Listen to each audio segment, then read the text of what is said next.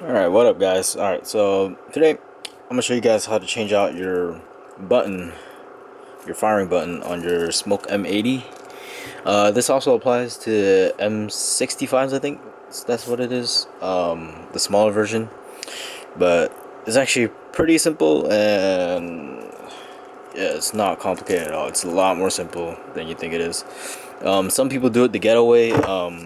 They'll go ahead and use a flathead or whatever to pry out this button. I would not recommend that because it's really easy to change it out, and it's not worth damaging your M80 M65 by prying the button out.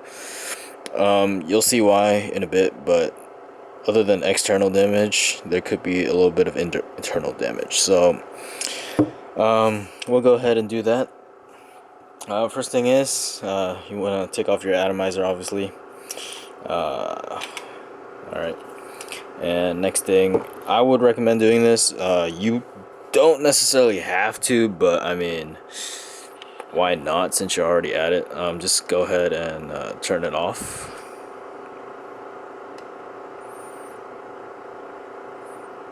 Alright, once you turn it off, just make sure it's off. Alright, once it's off, you want to go ahead and take off these 4 Allen head screws on the top. I actually lost my Allen key that came with it, but I have another one, so just go ahead and take these 4 screws off the top here.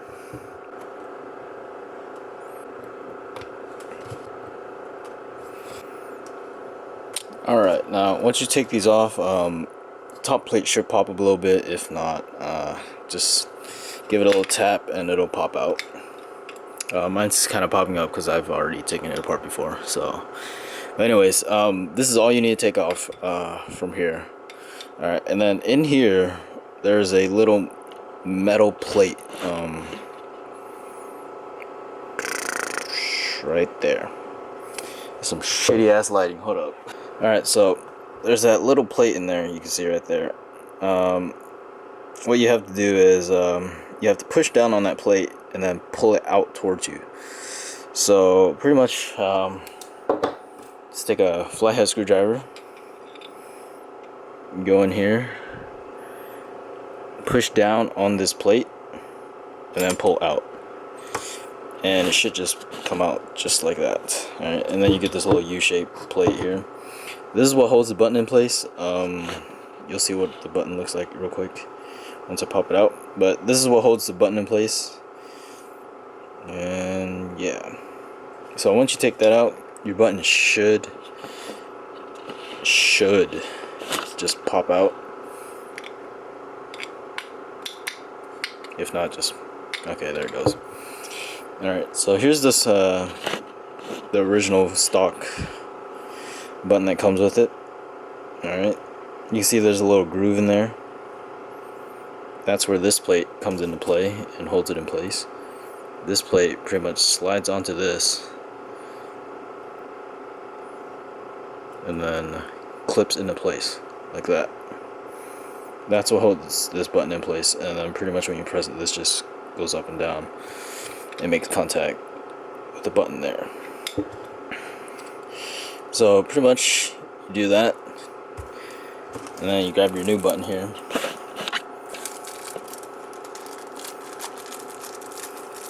And it's pretty much the exact same thing, except there's really no edge to it. You just kind of slide it back on there, like so, and it just kind of stays on there. There's no groove for it or anything. That's just how it sits. Okay. So what you want to do is grab your M80, grab your new button, or the rubber button, and you just fit the rubber button in like so, and then pretty much you do the reverse of what you just did. You take your plate here and you just slide it back in there Let me get this in focus. And you slide it back in there and it'll hold the button down so it doesn't fly around and go anywhere. So I'm gonna go ahead and do that real quick and show you what it looks like afterwards. It's like that. There we go. Okay, I didn't need to speed up the video at all. Alright, so now that it's sort of clipped in there, it's not clipped in all the way, but it's on the rubber button. Just go ahead, use your flathead or whatever, just push it back down in there until it stops. Now once that's set, just press the button a few times to make sure it's seated.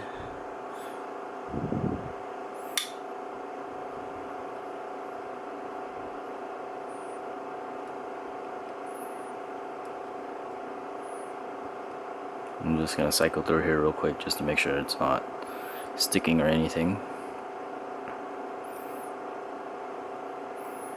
Alright, just gonna turn it back off. Alright, now with this button, there's really no, it's a lot mushier. I personally like that. Some people might not, but I do. It's a lot more responsive in my opinion because there's not that click in there. So when you press it, it's just sort of, yeah. But if it does get stuck on you while you're firing, if it gets stuck and it keeps on firing, I mean, just pick at it and it should just come back. Anyways, let's go ahead and turn this back off. And then reinstall your top plate here. The wires, just make sure it's not kinked up anywhere. Make sure it's the way it was when you took it off. Mine are just kind of like that. So I'm just gonna push it down, hold it down, and then drop your screws back in place. Alright.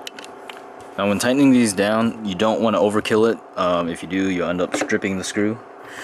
Like I did for one of these down here. I just took it apart for fun and ended up doing that on accident. Now pretty much you just want to tighten it until the screw stops. So just screw it down.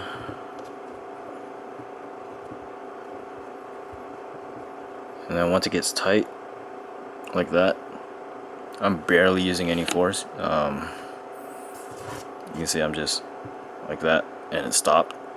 Just stop there. And that'll be fine and it'll hold it down.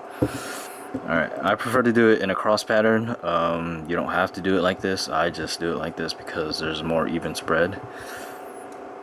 So just turn it until it stops. Don't go anymore. Move on to the next screw.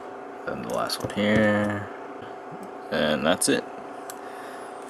And there you have changed your Smok M80 M65 firing button. Alright, and it doesn't make that clicky noise anymore either. It's just a straight rubber button. Put your Addy back on just to test it. No wonder I'm getting shitty. It keeps flooding. My airflow wasn't even all the way open. There you go.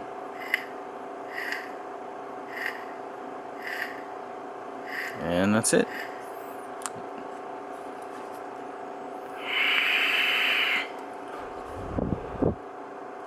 Alright, that's it. Thanks for watching. I hope this video helped you if you're wondering how you change this out. These are the only tools I used. Allen key and a flathead. You don't need anything else. It's really simple. Here's old button. Put it back in the bag. Throw it back in the box. So you don't lose it in case you want to switch it back whenever. But yeah, that's it. I don't know, it looks a bit weird, but I mean, I prefer the function of it over the looks. So I mean, I do care about the looks. That's why I bought this in the first place. It's a simple design. It's not all curvy and shit like some other mods out there are. But yeah, that's it. Thanks for watching.